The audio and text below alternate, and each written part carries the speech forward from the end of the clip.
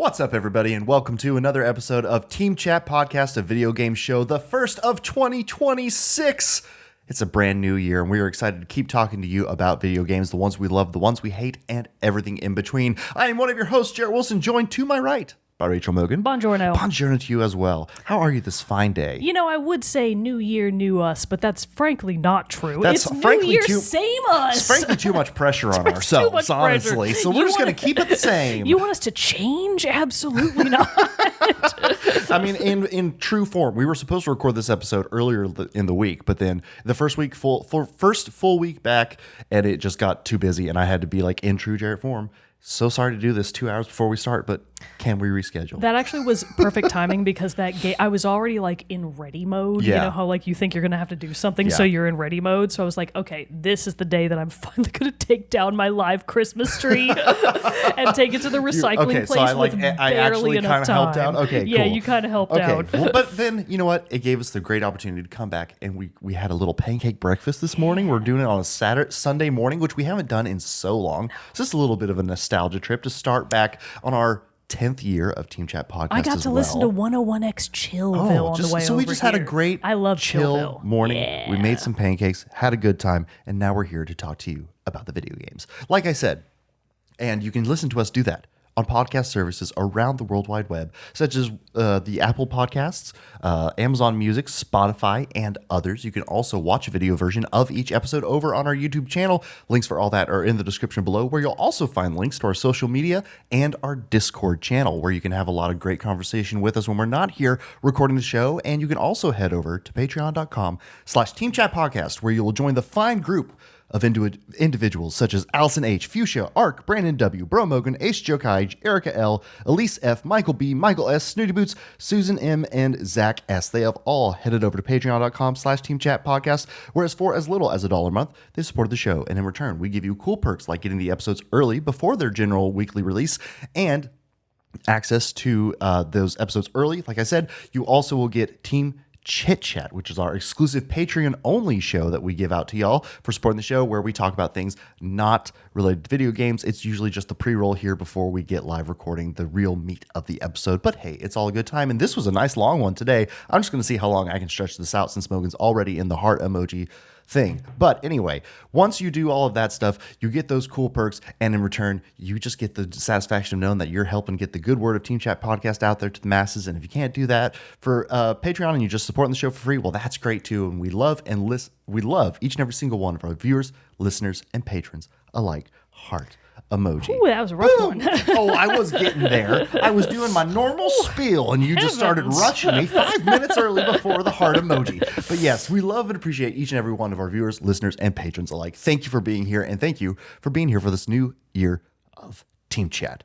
So, you know, as is typical with our beginning and end of the year, we like to throw it back and talk about our stuff, our favorite things of the last year of gaming in 2025, as well as look forward to what is coming out in 2026. And since that's kind of the case, I don't really think we have much of a moment with Mogan this No, and this also week. not a lot is coming out in early January. Honestly, not a it's- lot is coming out in January. Yeah, Like, actually, it's a pretty light month so far. January and early February. We'll talk about this a little bit when we talk about our anticipated stuff. But there's not, this first couple months of the year is a little light, which is good. Yes. It's giving me time to finish up some stuff on my backlog. Finally finish up Ghost of Yote. I'm about 75-ish hours into that, so hopefully should be getting that done soon. I was talking with my buddy Zach at work, and he was talking about like going and finding all the things and not like rushing the story. And I was like, you know what, that sounds fun, and did it that way. But now I definitely hit the point where I'm like, all right, I'm ready to finish up the story. So, Right. The only two gonna be doing things that I do want to mention that are coming out, either they just came out or they are coming out soon, is just in case you missed it, Pathologic 3 is out now for PC. Do you know what Pathologic is? I do not. Oh my god, I used to watch Sammy D stream that game, and it looked like the most unpleasant game of all time. it sounds like a horror game. Yes, it's a survival. It's like a horror survival game.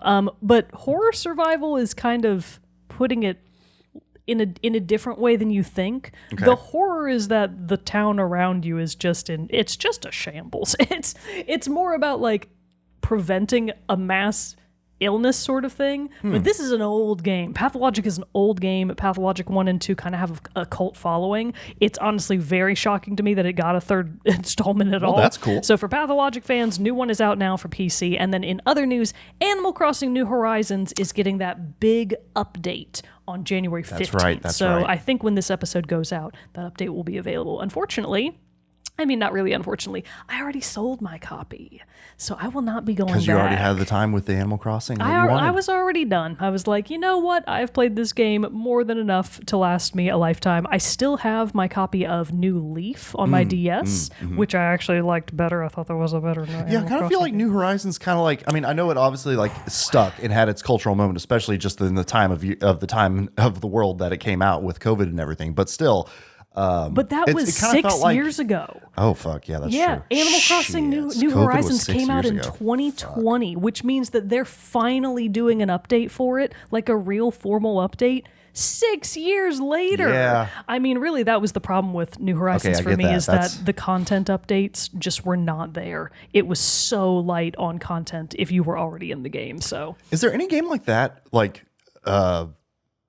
that Stardew adjacent that's coming out or on the horizon or has come out in a while that's like kind of like that you're looking forward to? Like I know there's Hot and Chocolatier, but like honestly, that's going to be years That's from gonna now. be years. So We'll talk about I guess we'll talk about that we'll stuff. I talk guess in the most. but that's for the anticipated. second half of the episode. Exactly. So first half, let's talk about our the wins and the L's of 2025 because I know there were a lot of great games that came out last year. There were also quite a few moments or just overall ones that were like, whew. First of all, not too I just great. want to do a little shout out because Jared and I both played this game in early 2025, like January, yeah, yeah, February, and then we both forgot. Not Completely. because we didn't like the game, Great- but game was because great. it felt like it was years ago. Veilguard. I mean, Dragon honestly, Age I was looking at Veilguard. my list of completed games for 2025, and the top one was Veilguard, and I was Yeah. like, oh yeah, I put enough hours into Veilguard that it was on my PS5 wraps. Same. And I was like, whoa, I totally forgot that I I had know. played so much of that game. which we played a lot. We put Yeah. both of us like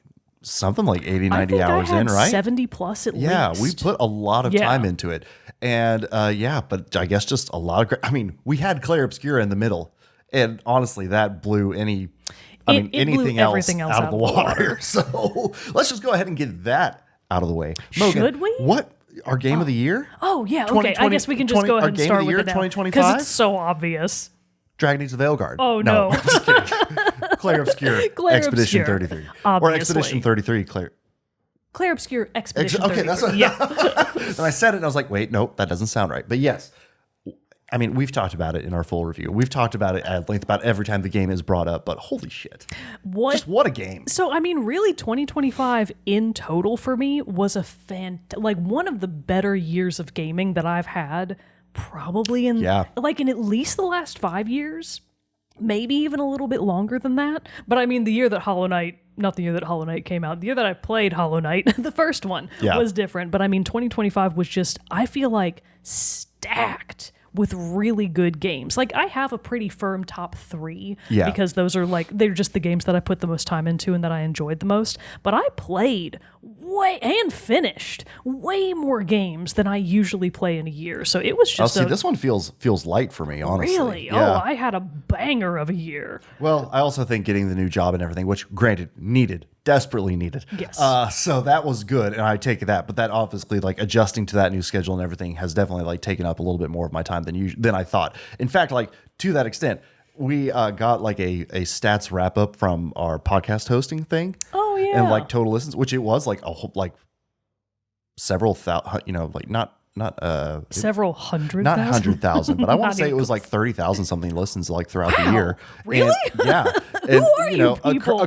Which awesome. That's so cool. Thank you. But then it said like 28 episodes published, and I was like, oh no. Oh shit. So our 2026 resolution is at least put out more episodes than that. All right, we're aiming for 30 We're this year, aiming guys. for 30. But yeah, so hopefully, things are in a better swing now and that will happen. But yes, that also, I think, affected just how much I was able to play. Yes. So, I definitely played some bangers and had a lot of fun with it. But it was definitely like my top 5 is like, oh, these are the 5 games I played kind of thing. So do we want to do a bit of a roundup of the non-top 3 games? Because Clair Obscur is so obvious. Yeah, that's so obvious. It barely even counts. Yeah, and we've talked, that's what we should play, the new update. There's like the new dungeon and the new... That's what we got to go back and do. We definitely should do that. But honestly, part of me wants to save it for like another full playthrough. Yeah, maybe like it's... Because if you weren't aware, the update is sandwiched within the existing game. So it's not like a new area and stuff. No, it is. Right, but I just mean like you can't just go to the map and like jump to it. What I mean is it's not post-game content. A lot of DLC updates are post-game content. This is not post-game. It takes place within the story itself. So if you were at the point where you were able to fight the final boss and beat the game, and you just go back to that save point, you'll be able to go out and explore the new area. It is a new area in the game. Yeah. But what I specifically meant is it's not post-game DLC. I see. So no, that makes way more sense to experience it in that. Maybe we should do like when did it come out officially? Late August, September? March.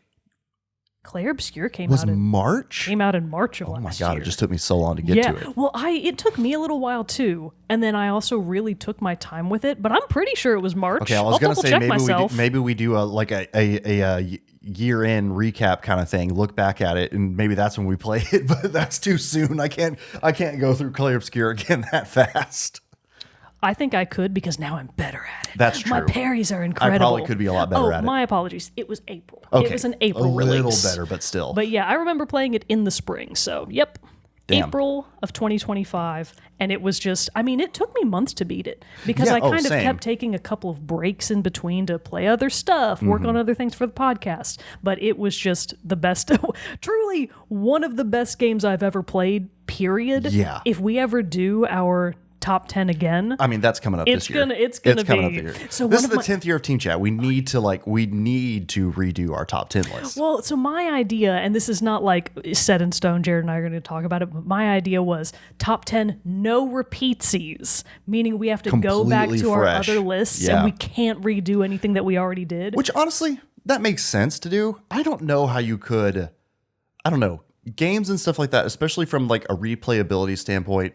Eventually they do, just regardless of how good they are, like do somewhat age out a little bit. So it makes sense to kind of have like a more treat those as like time capsules. Time capsule top 10s, exactly. So going back to that. It sucks though because that means I couldn't put any of Hollow Knight, Neon White, or Paradise Killer on that list, and I love those games. I did just download Neon White though. Neon White is so good. It was the PS Plus game for December, I think. So I downloaded it just to have it because I want something short. It's short. Also, it's fast. Like the point is for it to be short and fast. That's the whole goal. Neon White is incredible. If you haven't played it, go play it. It's definitely not from 2025 though.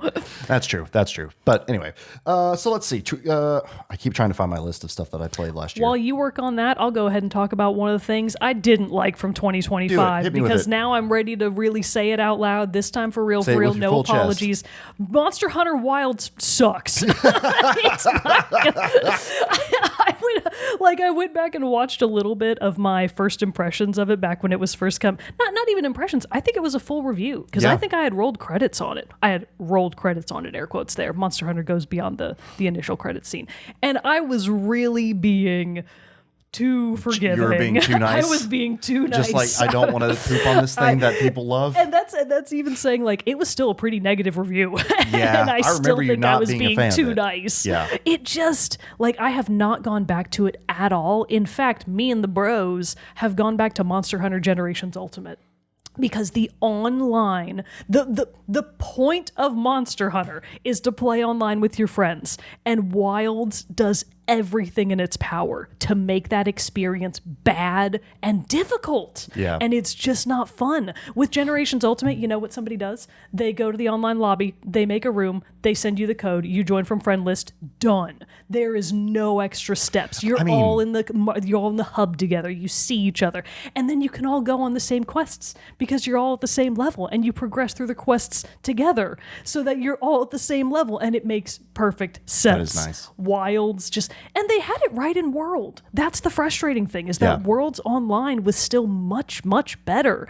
But Wilds, man, I don't know what they were doing. Rise's online was fine. Rise was fine. It kind of had a little bit of that convolutedness though that you're talking about where it was a little bit, you had to log into the game, go to the right person, to the right like vendor or whatever, set up the room, do the invites. A little bit more convoluted than Generations X almost, but yeah, I remember you describing what happens in Wilds, and I was just like, what is going on with that? It was so much for no reason. Yeah. They did not have to make it that hard. And just anytime you wanted to fight a monster that you hadn't fought before, it felt like, you just couldn't do that in online mode. Like, you had to have already done it seemed like. And then there were all of the stupid ride-along quests where you're not even controlling the sacred. Yeah. You're just on the rails in the single-player mode, and it's just that's the worst. bad. It's a bad game. I'm not sorry. Where does it sit compared to Rage 2? Ooh, okay, it is better than Rage 2. Okay, better than Rage 2. Yeah, no, it's a fair amount better than Rage 2. That just has to be our bar for like the low level Rage game. Rage 2 is the worst game of all time. So that has to be our bar. I would much sooner. Oh man, is that true? Would I sooner replay the story of Monster Hunter Wilds than play an hour of Rage 2? Ooh, that's a tough sell. Tough sell. Yeah, I'd have to really. I might just kill myself. Just give myself a way out. Be like, anyways, there's no good choice here. It really does suck because honestly, I think Wilds probably was like my most definitely. This is the perfect game for gaming disappointments. Yeah, because that's truly what it was. It wasn't unplayable. It wasn't.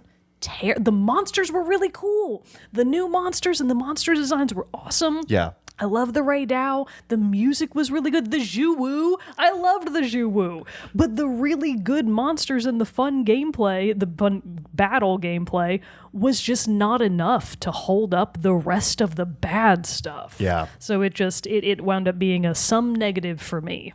Tragic. Unfortunate. Wilds will be taking a trip back to GameStop for trade-in credits. One of the games for me that I feel like was a disappointment for this year, fortunately, wasn't necessarily a new release, but it was still something that I was excited about. Well, it was a new release, but it was a port in what I mean of like an older game. The Jedi Power Battles remaster. Oh yeah, I forgot about that. I was disappointed about that. Obviously, like I remember playing it some at a friend's house growing up, and I remember being like, "Oh, this is fun. You get to be different Jedi. You had their Force abilities." It was also one of the very first games I remember at that time that'll let you, from when I was a kid, that let you actually deflect blaster bolts and everything with your lightsaber, and kind of felt like you really were like being, oh, this is cool, I'm a Jedi. And so that was really fun. I remember like running through the halls of that first opening battle droid command ship level, pinging Wait, battle did droids. I play this game with you? We streamed it a little bit. Yeah, it was the worst. It was so hard. It was so Everything hard. about it was unintuitive. The controls, which I know were just copying what the original controls were from the original game, were just incredibly clunky. Oh, man. And I did try and stream it and like push through to the end, and I got to the final level, and just one of those games was like, no, I'm done. Because the final boss is you fighting Darth Maul at the very end, and he's impossible. Like I just could not figure out, and I know there's people about that who's like, he's not that hard. You just don't know how to play, and that's 100% true, and I completely accept that. But yeah, I just was like, I'm trying different things. I'm trying to do different modes. I'm not just coming at this and trying the same thing over and over again and bashing my head against the wall, and it just nothing's changing. And I eventually was just like, okay, this became unfun. And then the same thing happened. There was other like additional levels that you could do. One was like a race where you were like running as Jar Jar trying to like avoid the like the animals and stuff when he's being chased by the droid carrier. The stampede. Yeah, thing. He's like Any getting Jar away from Jar that. segment cannot oh my god, be good. because the sound effect for Jar Jar was just him going over and over again. It was terrible. Oh boy. And so yeah, it just was one of those games that was like, this one maybe should have stayed in the past a little bit. And so it maybe just, so. It just had like an endless wave mode for one, where you had to kill like 100 people. And you're just in this small little room. And there were these enemies that were eventually had rocket launchers and stuff. And those dudes had the most insane aim of literally any other enemy in the game, and they would hit you with the rocket. It would blow you out. It would stun you in a way, because then it like takes you a second to like stand up. By that time, they've reloaded, and as soon as you're ready to actually be able to move again, they hit you with another rocket. Get another one. And at that point, you're like 70-ish kills in, and you're just like, I'm not doing this again. And it was a lot of grindy, a lot of like just difficult controls, and more than anything making the game difficult. And I was just like, man, this is This did not live up to the hype that I remembered it having as a kid. That is actually a perfect segue at the end of what you just said there. Difficult controls and did not quite live up to the hype. Unfortunately, I do think that my feelings with time have changed a little bit on South of Midnight. Oh, interesting. And okay. really, this all, I played the whole game. I enjoyed the whole game. Same. At face value, but I looking back, I think I really was honestly not having a lot of fun because of the PC controls. I just found the PC controls so unintuitive because I don't have an Xbox, so I really could only play it on PC, which I never do. I am not a PC gamer. I am a handheld and console gamer, mostly console gamer. So just the PC controls felt so unintuitive. I had to put the difficulty mode back down to easy just to be able to push myself to get through the game because I just was not having a fun time. Oh, that's not fun. Which is interesting because I was specifically not having a fun time with the combat controls. The platforming controls were a lot better. Yeah. And I thought the platforming segments were really fun, but the combat just was not it for me. So as much as I really want to give South of Midnight an unequivocal 2 thumbs up, I can only give it a 1/4 thumbs up. Excuse me, a 3/4 thumbs up. Pretty good. Yeah. I think if I had been able to play it on Xbox, or if it now has a port to PS5 it or does something. now, I think, or it's about to come out soon. I should have waited. I mean, I'm honestly kind of there with you. I played it and I enjoyed it and I had fun. I still think it was a great game. I thought the story of it was fantastic. Artistically, it is still a triumph. Yeah, with its stop motion claymation style of animation to it, looks so good. The music was good. The catfish character, so good. All the songs and the music. And then it also just has that connection again because of Ahmed Best directing the game, who was the voice of Jar Jar. So there's the connection there. And just getting to play another thing with another piece of art that he's had his impact on is great. And so I really loved it and all that stuff. But yeah, I think had I waited or played it on the PS5 or a console would have been better. It's just for that same reason of it's what I'm more used to. But on the to turn that on its head, I would have preferred, I think, almost have played Ghost of Yote on the PC as opposed to on the PS5. Interesting. For the same reason. The controls, there's a lot going on in that game, and you have a lot of different weapons, and it's kind of confusing trying to switch to them all using having to use hold R1 to access this stuff, but you still have to use the D-pad to select which one. Is it a radial wheel? No, it's not a radial wheel. So it doesn't pause the time of the game and pull up at all. So you'll still have to be because you have, I'm trying to explain this quickly. You have your four main weapons, which you switch between by holding R2 and then X, square, triangle, or circle to switch between them. You have a fifth one that you then have to switch to by holding R2, then L2. To do ranged weapons, you have to hold down L2, and then you hold you switch to the different types of ranged weapons with the D-pad. So that's what I mean. This is all happening. That's too much. It's a lot. That's a lot. So I'm kind of man, I would have loved to have had a full keyboard mapping or a mouse with a multi-buttons and everything to play Ghost of Yote.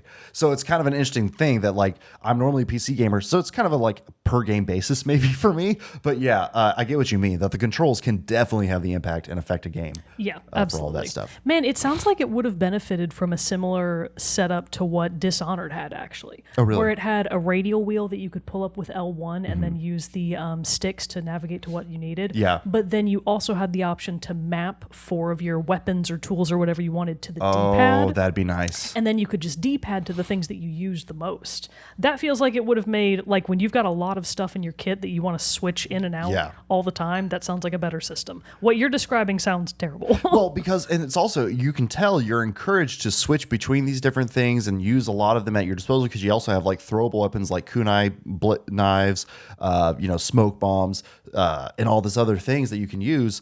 And it's just kind of you can tell you're supposed to be switching between these things a lot because you also get different bonuses because you'll have a dual katana. If you're using dual katana, that's better against a spear.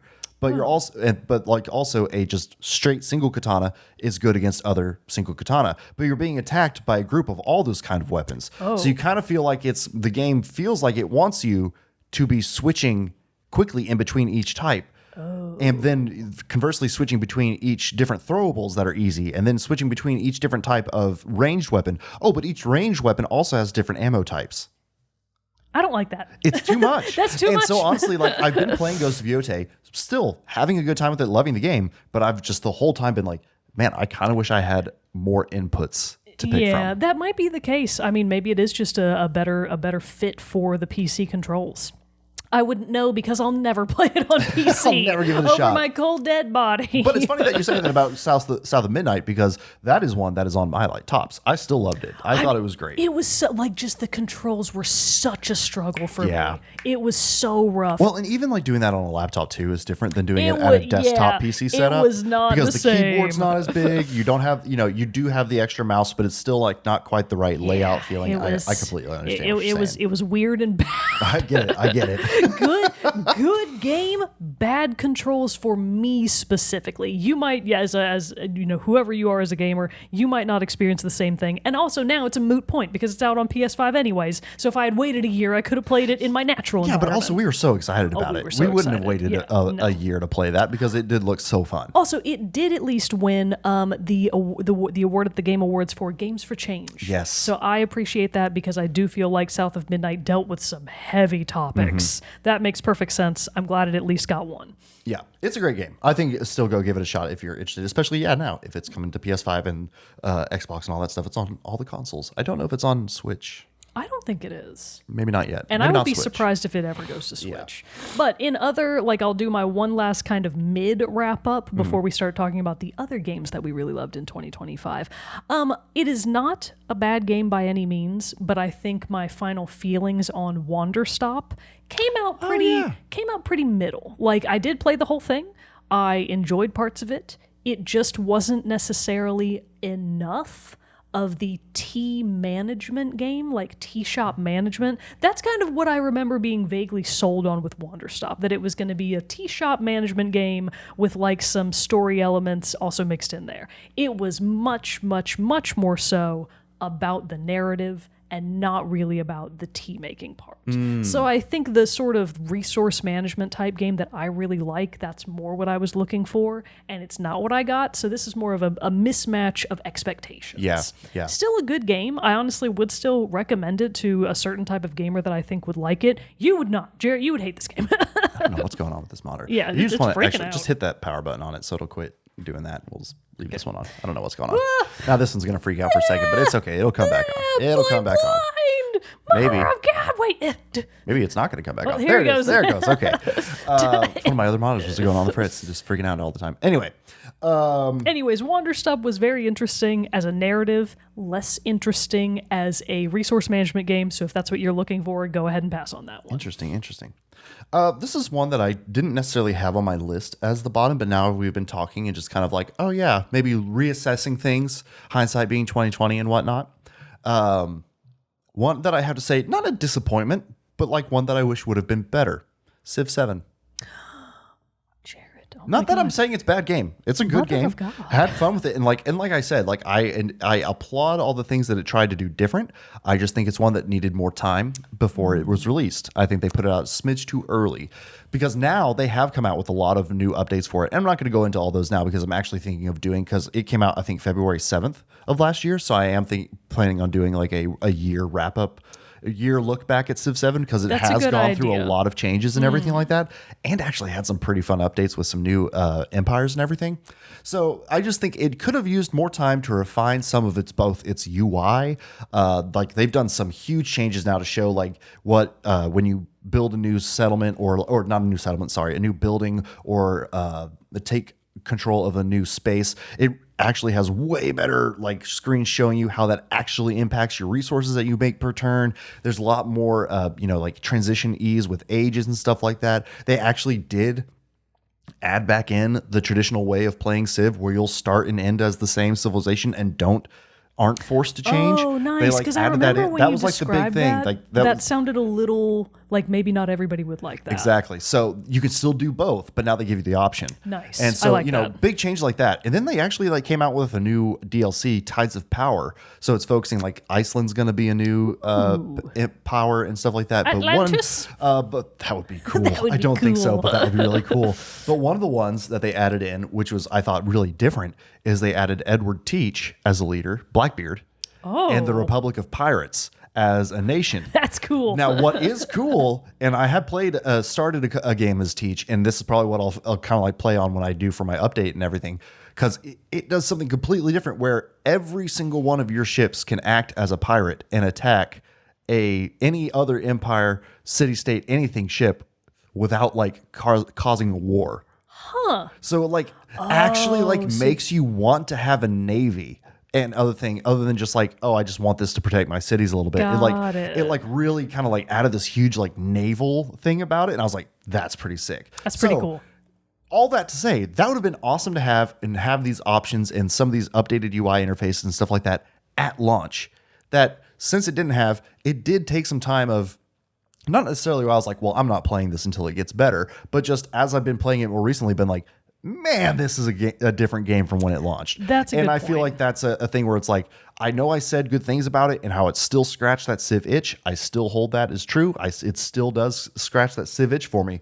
But definitely kind of like, looking back at it now, didn't hit as well as I would have hoped. Yeah, that's understandable. I mean, it happens sometimes. Yeah, it does. Sometimes you get so blindsided by like your own hype for a game, for sure, that you sort of give certain Monster Hunter Wilds. You sort of give certain some things leniency. a pass. Some leeway, some lenience that you really normally wouldn't give. Yeah. I got to start treating every game like as a baseline Rage 2. I got to go into every new game. This game is gonna suck. It's gonna suck. Sell balls. me on how good you are, game. Yeah. It's funny, but so it's interesting to see how those things have changed over the year as we've been playing them and stuff.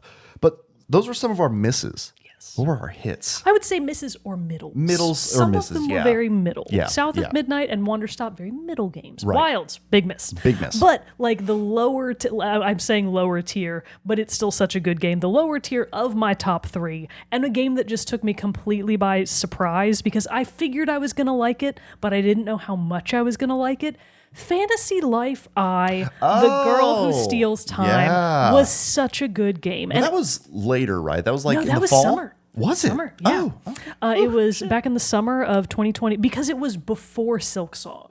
Like I remember thinking that the timing was perfect because that was actually one of the points where I sort of took a temporary break from Clair Obscur because Fantasy Life came out, and then I was playing Fantasy Life a lot, and I think I actually didn't put that many pure hours into the game, but it felt like a lot. Like it felt like I put a lot of time into that game, and it was time well spent that I really enjoyed. Looking back, I do think that I maybe didn't play the game entirely right. because I hate when that happens. And it's like, I'm done with the game now. I don't really want to restart. Back, I know that like, I did things suboptimally, and now I'm like, man, I could have made so much more progress. I could have gotten higher levels, better equipment, but it was my first Fantasy Life game, and I didn't really know a lot of the like deeper mechanics because it's a very specific kind of RPG where it like blends in life sim elements, which are really fun, with all of these different type of lives. You've got your crafting lives, your battle lives, your gatherer lives, that's what they call them, of like fishing, mining, paladin, mercenary, tailor, painter. Like it's all these different little things that are all done through mini games, which I'm a big mini game lover. So I personally enjoy a good mini game. I also love a good skill tree. That means you had a skill tree for every single life, and it was awesome. So Fantasy Life I was just a really surprising game that I totally fell in love with. And this is actually great timing because Fantasy Life just got a free update. Oh, well, there we go. It got a free update, I think maybe like a week ago, with a whole new way to play the game that is actually more inspired by roguelikes. Ooh, so it's that's much more interesting. It is more combat focused, I think, is what I gathered from the trailers of it, but it's a free update. So if you've been sitting on Fantasy Life and maybe you finished it and you didn't think you were going to go back to it, similar to Animal Crossing New Horizons, now's the time. It just got a free update. It's available for, I think, every major console now. Cool. I, of course, played it on PS5 because I feel like it's the kind of game my Switch would not have dealt well with. It's very resource heavy. There's a lot of stuff happening on screen all the time, and I don't think the Switch would have dealt very well with that. But Fantasy Life was a phenomenal game. Money well spent. I'm glad I bought it at full price. Nice. Because I want Level 5 to know that I want them to make more games like this. Really good game. Hell yeah. Speaking of a quick, I want to just take a quick aside to it, kind of like another mid or like miss from last year. the Switch 2. Let's talk about this. Wait, actually, stand by. Is there something about this? Pause for effect. Quick, distract the I'll people. distract them. I'll talk about another one of I'll talk about my first one of number 3. My number 3, we kind of already did. South of Midnight was my number 3 game. So I'll talk about another one because I had 5 games in my top of 2025. Already talked about Civ 7 and South of Midnight. So, and honestly, we've talked about a lot of mine already, so we'll skip through my list. But another one that I did, it hit number 5 in my top. I know we don't. So more of an honorable mentions, I would say. But Doom: The Dark Ages was really fun, and it was a great follow up to the Doom franchise, and just another way of keeping it fresh by having it be more of this like medieval take on the Doom series, and kind of like a throwback. You got to see a lot of these like the Sentinel Knight or Aegis Knight, whatever, the old like knight race that they have and everything in that. That was so cool. You just got to see more of hell. They really had a great, the thing that people want to see more exactly. of. Hell. There were tons of like, oh shit, this is awesome moments, which I think are like what really make the Doom series stand out. Overall, just super fun. Tons of the great stuff that makes Doom Doom. Plus, you got a huge armored flying dragon that you got to like play in some gameplay, and a giant mech that you also got to play. Felt like you were playing Pacific Rim. It was fucking awesome. So Doom: The Dark Ages, if you like Doom, play Doom. It's great. Circling back to the Switch 2 news, did you see that Doug Bowser is out? Oh my God, is he really? This was fairly recent news. I think they maybe announced it like at the very end of December, like Holy December shit, 31st I or did something. miss that. But Doug Bowser the official press release described it as stepping down. I am unclear on whether or not it was like He's only been there for like 5 years. He hasn't been there. Certainly not Reggie years. Yeah. But Reggie years was a long time. Reggie years was a long time, but still. And I think a lot of people are thinking that him stepping down perchance has a lot to do with the Switch 2, because I know that it was like the fastest selling console that Nintendo had ever released. Yeah. But You've heard nothing about it. I've heard nothing about it other than, when Donkey Kong Bonanza came out, Yeah, obviously you heard about everybody that. loves Everybody that loved game. that. That makes perfect sense. It's the only game, it's one of 2 only games that I really would want a Switch 2 for, the other being Kirby Air Riders, which I actually did play a little bit of with Bro Mogan, but we couldn't get it. Okay, quick complaint, since we're talking about the Switch 2. So Bro Mogan brought his Switch 2 to our parents' house over Thanksgiving. Bought a Switch 2? Right, God. what that guy. But he brought it to our parents' house for Thanksgiving because we were going to play Kirby Air Riders. And this was a choice. This was a choice that Nintendo made, so I don't feel bad about really ragging on them for it, that the HDMI cable for the Switch is not compatible with the Switch 2. They say that it has something to do with the frame refresh rate, with the hertz or something, but that is a thing that like certain HDMI cables can phase out after a certain time and not like work well. But that is bullshit. God. So we couldn't play it on the big screen. Oh my God. We could only play Kirby Air Riders on the small screen. Oh, no. It's a split screen game. Oh my God. So I feel like I would have loved it, except that we were having to squint our 30s God, that's so at dumb. a tiny screen to try and play I'm it. sorry. I'm pretty sure that I could still walk up with the HDMI cable that came with my PS3, plug it into a TV, and it'll work. You could. You know what I mean? Like, that's bullshit. It was That's such so bullshit. dumb. We were trying to hook it up to the TV, and we kept getting this weird error message, and we couldn't figure out why. And then I finally found the right thread to look it up, and it was like, oh yeah, you can't use regular HDMI cables with the Switch 2. And it was like, what the fuck? Because he even had another HDMI cable that didn't go to just the regular Switch. Yeah. He had a separate one that he uses Still for didn't other work. stuff. And it still didn't work. Oh my God. It had to be the proprietary cable. Bullshit. I was Okay, so bad. See, now I don't feel bad because the Switch, every single accessory was like $50. Oh, you they want were this? so $50. expensive. And so that's so dumb that they're still doing that. That hey, you don't have the basic cable that comes with this. Fuck you. You can't play. I mean, really, that's what the Switch 2 kind of just feels like to me, is like a fuck you. It kind of does. So I'm still not going to buy one until a game comes out that I actually must have. There are multiple games already out that are must-haves. Yeah. You know what I mean? So you could buy it and actually have a backlog and not just I played Donkey Kong. I also feel what do I want to play now? I also feel like they kind of did a dick move in terms of the marketing / PR for it after the console had already launched. When tariffs were really kicking into effect, they were like, oh, well, the price, we might have to raise the price, is the price. even more. They never did. They didn't wind up raising the price even more beyond the $450 than it already is. But they were talking about like they might raise the price. And honestly, looking back, I kind of wonder, was that just to get more people to buy it at the current price? Probably. I mean, it was definitely... It felt like another dick move. It definitely feels like taking advantage of the uncertainty that tariffs were presenting at that time. That's a great way to phrase it. Because it was that thing of like... And it's just with all of this, and I'm not saying that like now because I work at a retail store, I understand this business, but it's just like kind of Jared's so learned now. It's more of just like working in the back room, like seeing the inventories, knowing like margins and all that different stuff of like how things compare to like what you can get it from to what it actually equates to at, and all that stuff. It's just like kind of understanding that stuff a little bit more. Like, sure, I understand how much like, oh, we don't know what the price is going to be, but it's also that presents an opportunity for you to be like, fuck what it's gonna be. This is what we're gonna sell it for because this is what we feel like is a fair price for our product. And so that's what I feel like Nintendo had the opportunity to do and they didn't do, which is also why I feel like it was so quiet and hazy around the Switch's marketing anyway around the time it was going to go out, because they're like, we don't know what to say it's going to cost. Yeah. But it's like, a price that you could sell that at, still make plenty of money even. And not be like, oh fuck, we're eating the cost on this one, guys. No, you could have done that. I feel like they really took 2025 to deal themselves a lot of reputational damage, is kind of how I feel about Nintendo these days. Nintendo and Microsoft both. Because Microsoft near the end of the year also, sorry, we completely went on a tangent from talking about the best things of 2025. This is 2025 relevance. We're talking about it.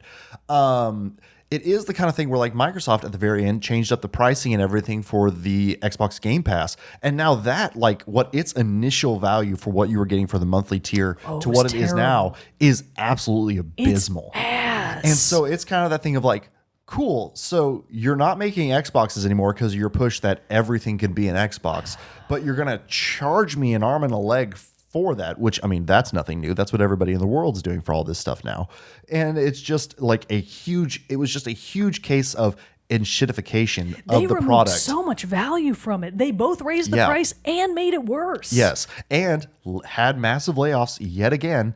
And it's just kind of like, what are you even doing? Like right now, I would not really have much faith behind any Microsoft Xbox product. And like Nintendo, yes, like it still holds because it's Nintendo. You know what I mean? And like its brand respect goes a long way and does a lot for it, even though they make some big missteps. But I don't think that the Switch 2 is necessarily going to be something that they're going to be hurting from for a long time. Xbox, I feel like they're digging their grave. And I feel like they are and too. And they're like on the way out. Like you can't, like this is not going to be good for them. And hopefully Sony made missteps in the last year too. Let's, say they're a company. They're not perfect. Yeah. But like nothing to that degree that kind of felt so slap in the face to the consumer. It was a feels bad year, I think, for both Xbox, specifically Game Pass fans, and a lot of some Nintendo fans will give Nintendo a pass on anything, and I think that time is long gone. I think we're not there anymore. People. They're not like where are their franchises? Their A-list exclusives. There's just not there. Halo is not there. Gears of War, they have one coming out this year, but like. We'll see. Although it is bringing back Marcus Phoenix, so maybe that will have like a big pull to get some of the older fans of the series back into it. Not holding my breath for it. What else you got? Nothing. Yeah. So it's just kind of like there's nothing there, and now they don't even have like necessarily like console hardware to be like the diehard fan of, because now they're trying to make it, you can stream it, you can play it on your phone, you can do it on your Xbox, you can do it. I don't want to do it on my phone. Exactly. I want to sit down at my couch at the TV and play it there, and I don't want to have to, all that stuff. So anyway, be interesting to see what happens with the old Microsoft Xbox in 2026. It'll be really interesting to see what happens when the Steam Cube comes out. Yes. I'm curious about that as well. Because, they haven't announced pricing. They say it's going to run with PC adjacent equivalent hardware. Equivalent was the right word there, not adjacent. With PC equivalent hardware. So you can assume it's going to be really expensive. So jury's out on, how many people are actually going to be able financially to opt in, but I just want to see what happens. Yeah. Because I feel like if the Steam Cube really takes off, but the others could be in trouble. Yeah, I think so. In trouble. I think so, because if it just makes that playability of all these PC games suddenly be able to be on your, easily accessible and for the, onto your living room entertainment center. I mean, that's my problem. That's why cool. I don't play as many Steam games. I would play so many more because I don't want to play them on my computer. I'm not that person. Same. I don't want to have to come in here. Big screen. Yeah, when I've been gone all day, I don't want to have to come in here and be separated away from I want to be able to play in the living room, but like sometimes, either on the TV while she's doing something or in a handheld, You can't the Portal, I will say this year, the PlayStation Portal, its updates that it's been having this year have greatly increased its playability. Yeah. It's a lot better this year too. Yeah. So kudos to the PS Portal. Hell the little dark horse that could. It's great. I have been playing it a lot more this year too, and it's fun. But yeah, so who knows where that stuff will be. Any more winners from back to the winners because I definitely have one. What's another winner? I mean, it's a pretty obvious one. It's Silksong.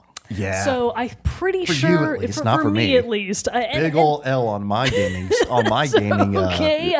See, I feel like I'm going to be able to sell Jared on it because when I finished not because of the game, just because the game's too damn hard and I'm not good enough for it. That's the problem. So I really kind of went through a lot of different shades of Silksong because there were points in the game where I was like, I don't think I can do this. So like bluntly, maybe I'm actually not good enough to play the game, and it was to the point where I wasn't having fun anymore. You were telling me and you that should was stop. Bad. Just don't even try. That was not good. There are definitely things about it that I think are bad, and we will talk about that when we do my final review, which is going to be either this next episode or the one after that, because I'm basically just sitting on it. I'm ready to do it now. So it's not a perfect game. I'm still not sure if I would rank it higher than Hollow Knight in my mind. I probably wouldn't, but having now finished the game and done quite a lot of it, I mean, there wasn't much of the side content that I didn't finish, but I didn't 100% the game. Yeah. So there's definitely stuff that I can do on a second run. And here's the thing. Now that I'm done with the game, kind of almost every other day, kind of every 2 to 3 days, I'm like, should I just start another run? Should I just maybe do another run of Silksong? just dip my toe back in? Just a little dip my toe back in. And actually, unlike with Hollow Knight, where I never attempted it, I actually did a couple of Steel Soul runs of Silksong. I didn't get very far. I saw that one that you posted. You made it like to the Bell Beast, and then the Bell Beast killed me. I mean, I don't believe it. I wouldn't have made it that far. I did 3. I got to the Bell Beast twice and got killed by it twice, and then on the third one, I beat the Bell Beast. And then I actually made it kind of, I mean, like, time-wise, not that much because I was blazing through it, but I made it to quite a few other areas. And then I died. And I died in like a stupid way too. So I was like, worst. oh, never mind. I Fell can't into do lava this. or something? It was something dumb. So I was like, okay, I'm not clearly good enough for Steel Soul in this game. But now when I go back to regular Hollow Knight, I feel like I can probably do it. Like maybe I can actually do it if I really, really try. But my point being that even though I went through different phases of loving and hating Silksong, I came out on the loving side. Nice. There are still things that I think are not great about it, but it is overall a majority positive experience. The soundtrack is incredible. I mean, what would you expect? The gameplay is very tight, very good, very unforgiving. So you have to be... You have to really just grit your teeth sometimes and struggle through it. The runbacks are insane. Mm-hmm. I lost so much time of my life just in the runbacks. I don't even want to think about it. But overall, really good experience. I think that Silksong was a fantastic game. And again, just like Clair Obscur, it was an absolutely phenomenal game for not $80. That's true. It wasn't you gotta love that in these day and age. They weren't even $70. They were $50 and $30 respectively. Yeah. The 2 best games of 2025 were not AAA. AAA isn't even a real word anymore. That doesn't apply to the big makers. They just make, in a lot of cases, slop. And they call it AAA. So anyways, Silksong was easily my number 2 game of the year, only beaten out by Clair Obscur. Very nice, very nice. All right. We've actually talked about the rest of my top stuff already. My full list for my top 5. So my honorable mentions were Doom and Civ 7, excuse me. My top 3, number 3, South of Midnight. Number 2, Dragon Age Veilguard. And number 1, Clair Obscur. Nice. So do you have any more? Or should we jump to our most anticipated? We can transition to 2026 most anticipated. Let's do it. And before we talk about this, because I actually kind of struggled to put together a 2026 anticipated list. Because it feels a little light. It feels like a light year, guys. It does. I'm honestly like I was doing the same thing. So like I really don't have a ton or much to say about any of these games, much more than what we already know about them because there's so little. Because yes, like earlier in the episode when I was talking about stuff, not really anything that I'm excited for coming out till February. That's Resident Evil 9. Like that's at like the end of February. Yeah. So we've got like 2 months of kind of nothing coming out. Which is fun because that allows for like backlog catch up and stuff like that. But it is kind of already looking like there's 2 games, one in February, one in November. Everything else is like kind of a TBD, don't know. Yeah, so much else doesn't have release dates. Like I think the majority of games on my 2026 list don't have firm release dates. Yeah, and are going to be the thing where it's like most likely not coming out until 2027. Well, one that I think might actually come out this year because I have relatively good faith in the developer, and I think this is one that we share. Control Resonance. Oh, yes. That is on the TBD, but I agree. I feel like that might be a fall. I think so. I'm going to call it for fall 26 release. I think it's going to come out in time for spooky season, even though it's not necessarily a spooky game. September. Yeah, September feels right. So that's our official prediction. Control Resonance, September 2026. Which also, it looks so damn good. Good. Control, we've ranted and raved, not ranted, but we've raved about how good it is. Yeah. And just like, we've ranted about how good it is too, because it's just a great game that we think everybody should play. And the trailer for it looks like it's going to be not necessarily like a tonal shift, but a big shift in like how you interact with the world. I mean, they said the gameplay is completely different. I know, because it's like, Control, it was all ranged based. Yeah. And Control Resonance makes it look like it's going to be like melee based, heavy. Maybe like telekinesis, more of, you're still going to have your powers and stuff like that, but you're also seems to be playing as Dylan Faden, not Jesse Faden. So very interesting. That will be interesting to see. We were talking a little bit in the Discord about how we kind of think Jesse may or may not play into Control Resonance. I think you'll play as her, or at least so. I don't know if you'll play as her, but she'll be in it for sure. I know she's going to be in it story-wise. She has to be. She's Dylan's sister, and also she's the protagonist from the previous. Yeah, she's the head of the bureau. The bureau. So she's obviously going to be in it. I don't think she'll be playable. I really don't. I think she's going to be Dylan. Yeah, I think it's the Dylan show now. But really, somebody mentioned, I think it was probably Brandon, that was like, the real question is Dr. Darling coming back? And I was like, oh my God, he's so right. There will be videos of him, I'm sure. There had better be Control 3. Control 3 just needs to be you being Dr. Darling. Yeah. And it's like actually a media production game where you're making all of the videos. I think that would be so funny. That would be really cool. That would be awesome. Control is definitely one that I would like to replay before Resonance. Yes. It's been so long since we've played through it. That would be a great one to go back and revisit before that game comes out. Let's see. So yeah, Resident Evil 9 for me. The other one that has a date, and it's honestly, it's like, it's only kind of makes this list. It's one that I'm excited for due to its cultural impact, and that I'm like, this is kind of a game that I feel like I can't miss. But I haven't loved the previous games of the series. Grand Theft Auto 6. Oh, right. Yeah. You know what I mean? I know that everybody's hype about it, but that's not a me game. And it's like, I liked parts of Grand Theft Auto 5 and everything like that. I never finished it, and I went back to it not too long ago and just got to this one mission where it was like all about flying, and I was just like, fuck this, I'm out. For whatever reason, the flying stuff, I just cannot get in that game.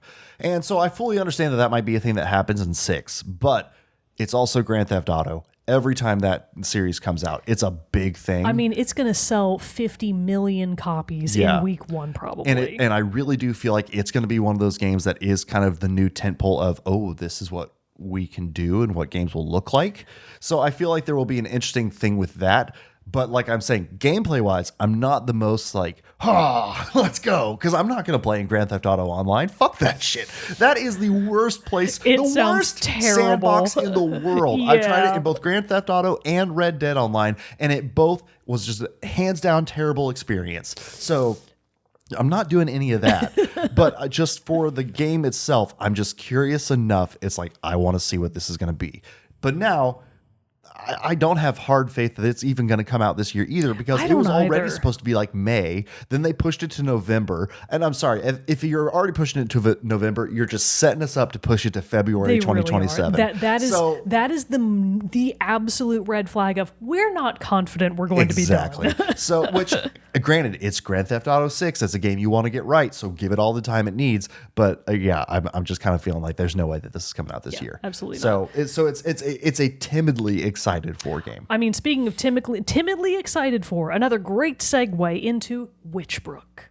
Witchbrook, I don't know if you recall, was actually one of my 2025 most anticipated games. Okay. It's basically the cozy life sim witch game, where you're like a witch in a witch town. Okay, it's so like this is your answer to my previous question. This is my answer to your previous question about those sort of cozy life sim games, because 2025 was kind of, I mean, it both was and wasn't light on those types of games. Fantasy Life was that for me. There were obviously a ton of smaller games that came out in the interim for that, but Witchbrook was the big one that kind of everybody was excited about, almost on the same level as I think people are very tentatively excited for Haunted Chocolatier, because that game's never coming out. But as much as we love him, it's gonna take forever. But Witchbrook seemed like it actually was gonna come out. I mean, it had a firm release date. Well, no, actually, that's not true. It didn't. It never had a firm release date, and then it got to the end of the year, and they were finally like, guys, it's not coming out. It's not coming out. So sorry. Now it's an estimated 2026 release. It still does not have a firm release date. I understand it's an indie game. I get it. For sure. I also think it's maybe been in development for 7 or 8 years now. It's been a while. Yeah. So you don't want to put too much pressure on an indie studio, because the game might still come out this year and be incredible. It might not. It might come out in 2027. It might not. It might come out in 2028. We really don't know. So I hope that it does come out this year. And if it does, I'm getting it immediately. I'm going to chance it. I'm going to chance it on the game being kind of broken and try to play it at launch. But that assumes that it actually does come out this year. So fingers crossed. Another one for me is, and this is like, again, it's an odd choice because it's not even like a brand new game in any way, but it is the Halo Campaign Evolved. Oh. The remaster of the original Halo game coming out to the PS5. Cool. I am legit just nostalgia hype for that, because it's not even going to have multiplayer, which out the gate, that does suck that it's not going to have that. But just from the screenshots and everything that they've shown and kind of how they're retreating this, it is kind of a quasi remake of the original. Like, it's getting a full graphics upgrade. So like it looks damn pretty. And what's fun is like the level that they've put out, the most stuff showing it off is the level that was the demo for Halo Combat Evolved back in the day, the last cartographer, something cartographer. I think lost cartographer, something like that.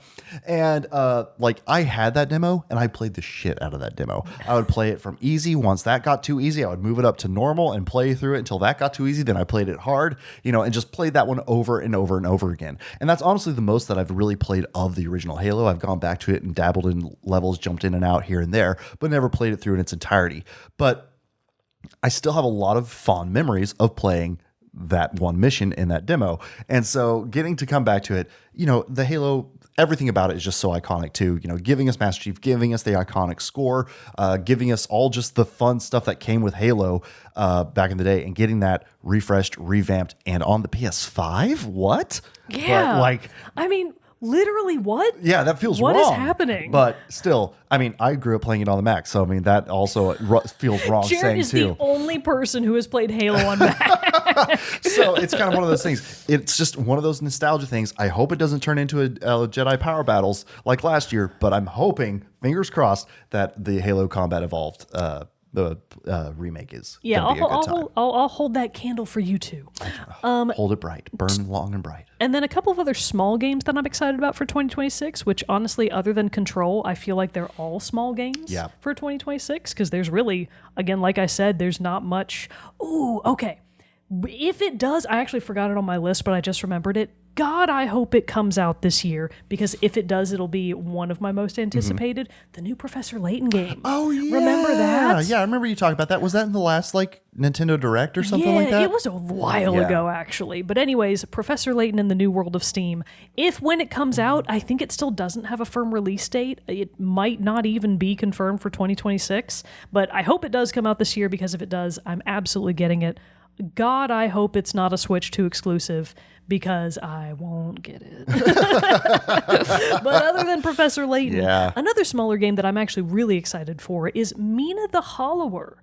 So you know our old friend Shovel Knight. Yes. This is the new game from the makers of Shovel Knight. Fun. So Shovel Knight was kind of a remix of the type of gaming that you might remember from old school Mega Man games. Yep. Mina the Hollower is their take on your Zelda type games. So it's more of like an adventure sort of action adventure game, which I'm really excited about. So I think Mina the Hollower has a lot of potential to be a game that I really like. And I think it is going to come out this year. I feel like they have said for sure that it is coming out, so fingers crossed.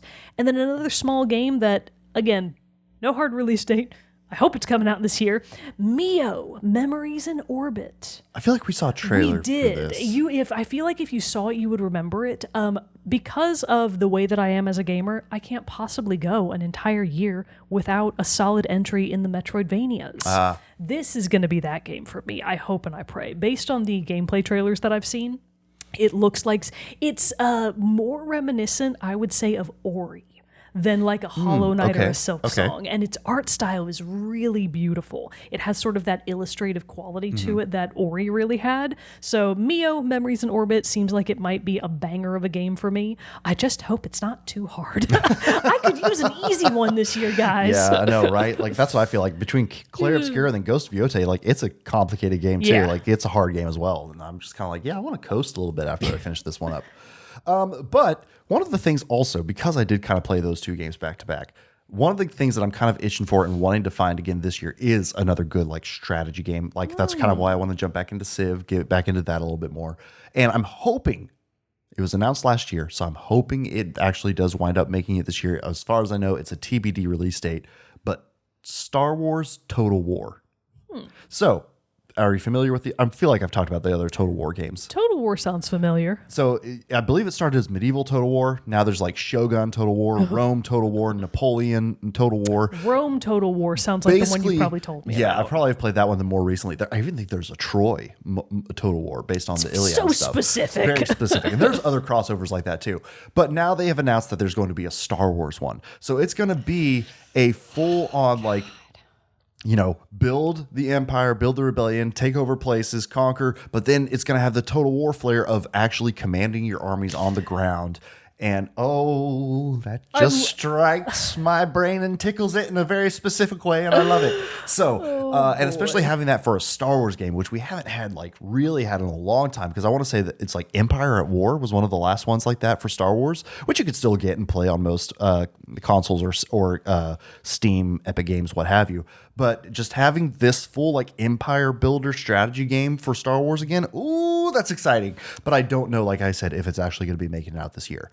Also in the Star Wars realm, but no way they're making it out this year. There were two games that were announced at the Game Awards that were super exciting. Fate of the Old Republic, which I kind of feel like now this might be what the Old Republic remake turned into. Could be. So I feel like that's going to be, obviously, that's years away. The trailer they showed for it at the Game Awards, though, looked great, although it was just a cinematic, hey, here's what's coming thing. So who knows what the gameplay actually looks like. But I'm still excited.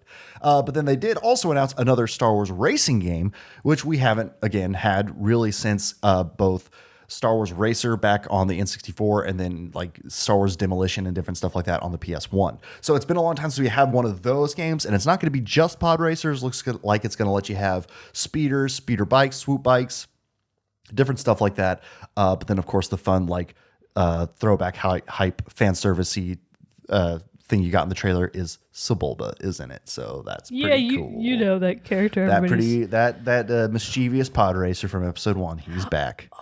It's this guy. It's this dude. Yeah, Sebulba. Honestly, this is one of my favorite Star Wars figures. The guy that everybody was super excited about. He's like, look, it's such a great mold. Such a great build. So good. But anyway, yeah. Oh, wait, bring out that other fun guy. Turgle from Jedi Survivor. Okay, now this guy rules. He's awesome. He's awesome. I'm Turgle. I love this guy. This is so unrelated, but Sam just had like her old American Girl dolls out. Yeah. And Jared and I were talking about how we were going to play with Molly, the American Girl doll, on the show. And I'm thinking, well, now we can do the crossover of all time. American Girl meets Turgle. American Girl with the Turgle. American Gurgle.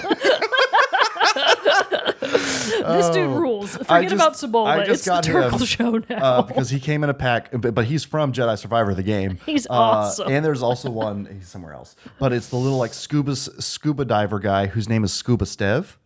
Scuba Stev? That's really funny. Yeah. So it was like a pack of figures, and I was like, oh my God. He's very top heavy. I have to get this guy. So yeah, Turgle's pretty cool. I was so Turgle. happy to have him in the collection. Turgle's awesome. If you die, I want Turgle. Okay. I'll just write his name on you on the bottom, your name on the bottom of his foot. Thanks. His little froggy webbed feet. I know. It's so funny. He's awesome. He's so good. He's so fun in the game too. Oh boy. Anyways, 2026 looking like a light year for games. It is. So I'm very curious. I mean, obviously that won't affect us here. We'll still be here coming to talk about the games. We've got backlogs for days. This is honestly the greatest time because it lets us stock up and go back and get through all that shit. I mean, my big ones for 2026, I'm actually like backlog, air quotes, Yeah. backlog that I'm going to be working on. I'm currently playing Octopath Traveler 0. Ooh, fun. So I did give Digimon Story Time Stranger a try. Unfortunately, it wasn't for me. I think I will do a little miniature review of it, basically just saying that I didn't like it. But I'll be specific about why it wasn't for me. Octopath Traveler 0, Kirok asked me in the Discord, hey, where would you rank it right now compared to the other two Octopath games? Honestly, it's in last right now, but I'm only about 10 hours into the game so far, and Octopath Travelers are generally very big. It is very different. It's a very different flavor of Octopath, but my point being, I'm currently playing through that, and then later this year, I think I'm finally going to have enough time to actually go back and play the Final Fantasy VII remasters. Nice. I got both of them for Christmas. Very cool, So very cool. I've got Remake and Reintegrate plus Birth plus whatever. Anyways, I've got all of them right now, and I do feel like I would really like to get caught up on those before the next one eventually comes out. Who knows when? In terms of backlog stuff for me, I mean, I know that there's a lot of like PS Plus stuff I've had over the years. I did put in the Discord, I did just get the Old Hunters DLC for Bloodborne, so probably be jumping into that fairly soon. But yeah, and then probably just doing more Warframe stuff maybe for a little bit longer. I'm honestly not sure how long I'll hang out with it though, but we'll see. But anyway, hear about more of that in the upcoming episodes of this year because we are excited to be back behind the mics. It's always fun to have our like little break at the end of the year, and all that stuff to not have to worry about doing it. But then I also like start getting the itch. I'm just like, because I've got so many games. I mean, so just a little preview of stuff you can get ready for in the next few episodes. Obviously, the Silk Song review is going to be coming out really soon. And then I'm also just sort of sitting on reviews for Jusant, which again is one of those little games that I just happened to play at the very end of last year. Really liked it. I can't wait to talk about it. But it's not like a long game, so I don't have like an hour's worth to talk about. So a smaller game, we'll fit it in somehow. And then another smaller game that the Siberia remaster. Finished it. Yeah, and I got the platinum because it was a participation trophy. Hell yeah.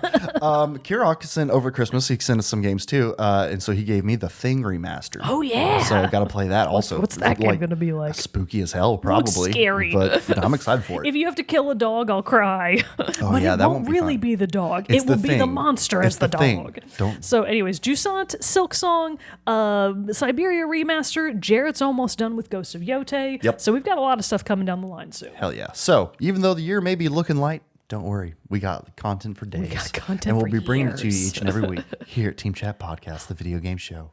But until the next episode, everyone, I'm one of your hosts, Jarrett Wilson, joined to my right by Rachel Mogan. Adios. Thank you for joining us in the new year, and we will look forward to seeing you on the next episode. Bye. Bye.